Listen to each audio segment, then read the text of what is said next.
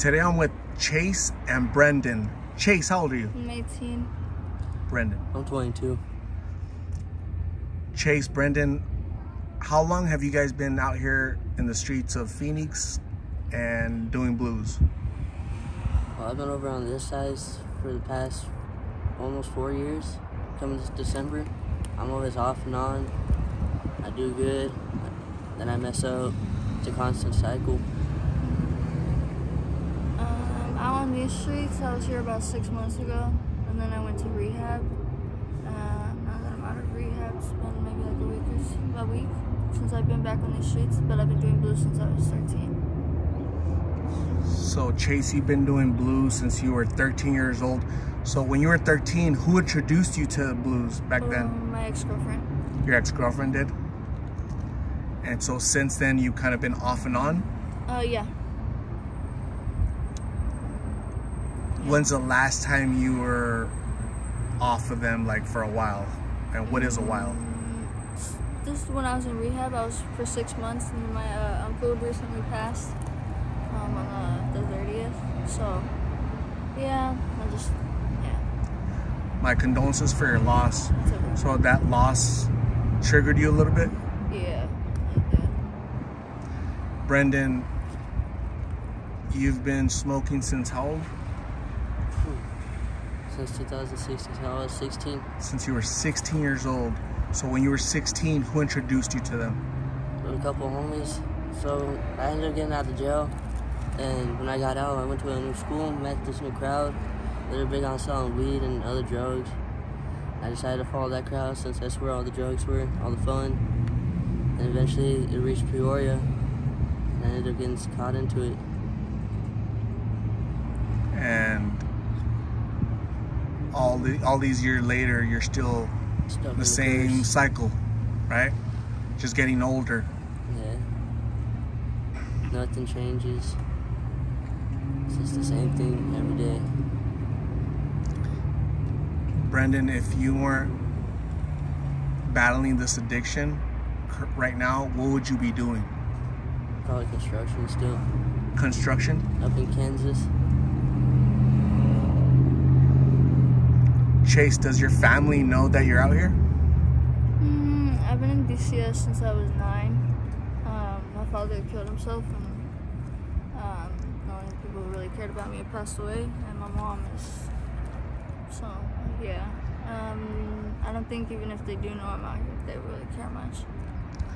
So you've been a ward of the state, right? The state has been in charge of you since you were 9 years old because your father took his life.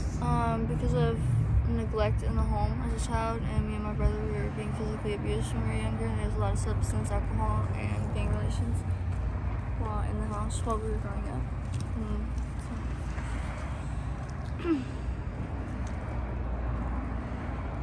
Brenden, does your family know that you're out here?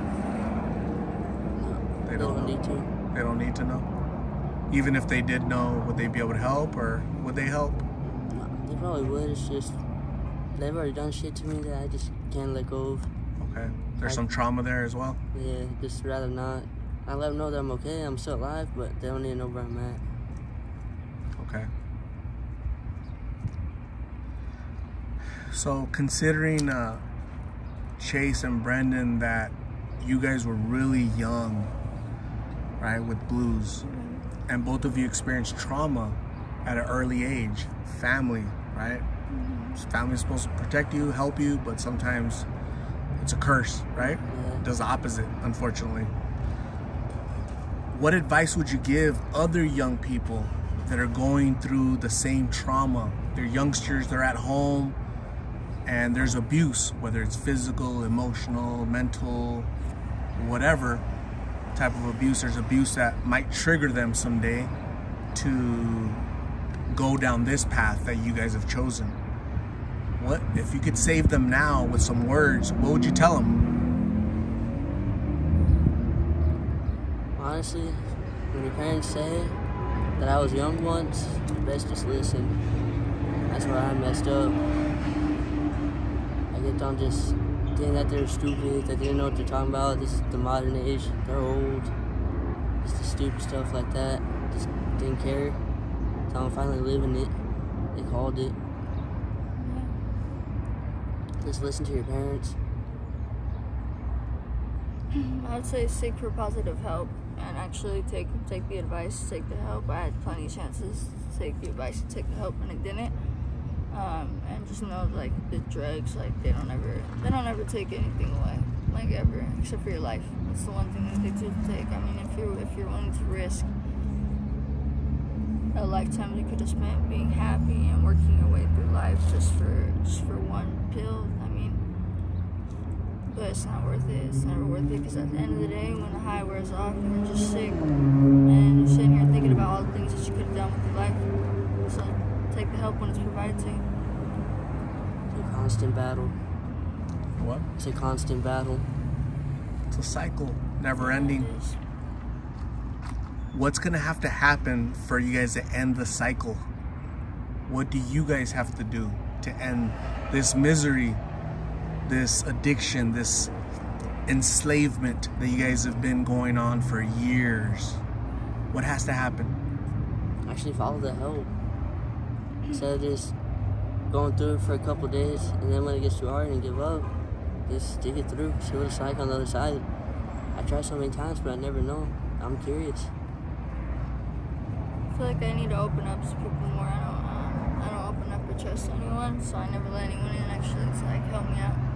You know, so maybe I should try and actually, like, talk to the people who are trying to help me, and actually let the people who are trying to help me. It's just a little hard to let people in based off of all the trauma that you've experienced throughout your young life. You're 18, but you've gone through a lot, right? A lot of trauma, a lot of pain since an early age. And so that trauma doesn't allow you to allow other people in because you don't want to be hurt anymore. So I've heard similar stories, and they tell me that the blues numb the pain. It makes me forget about the pain, they say. Does that help you with that pain as well, or? I wouldn't say that it numbs the pain, because I still think about it all the time, but I just say it gives, it suppresses it, and it gives me something else to do. And when I'm out here, like, chasing blues and making money and stuff, it gives me a distraction. And it's always something that keeps me up on my feet, you know, and doesn't let me get too caught up in my thoughts. Chase, similar to the question I asked Brenden earlier, if you were not doing blues today, what would you be doing with your life? Finishing school. Finishing school?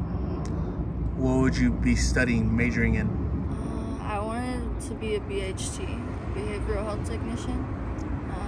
So I would be going to college for psychology. Psychology, to help other people? Yes, I could be a clinical director after being a BHT when I graduated high school or college. And unfortunately, you seem to understand all those that terminology really well because you've been in the system. Yeah. You've been helped by BHTs. You've been helped by clinical directors. So you understand all that, right? Unfortunately. And now you want to give because you have a big heart and you know how important it is to help people, right?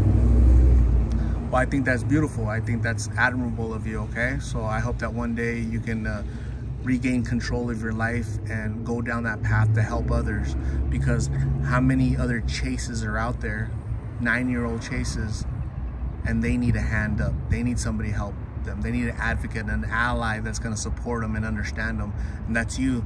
But right now you need to save yourself before you can save others, right? I'm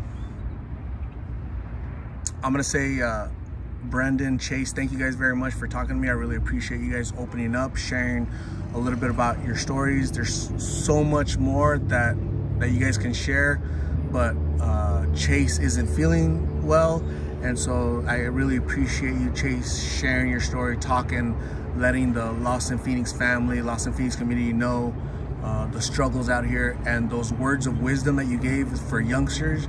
Listen to your parents, right? Stay away from blues, because this cycle that you guys been on for years is no good for you or anybody else, right? So I appreciate you guys, okay? I'm gonna hand you guys some donated items that were donated by my subscribers. So give you guys a bag. Open it up, and then there's a hat. Keep away the sun. Here's some wipes, some masks, some little what are those, like snacks? What's that, like shampoo or something? Body lotion. Some hygiene soap, shirt, crackers. What's it called, loofah? Is that what it's called? Little something. Snacks. The comb. That's all you need. Toothpaste. Toothbrush. Hand sanitizer bottle so you can put some in there. Some deodorant. And another little bag, okay?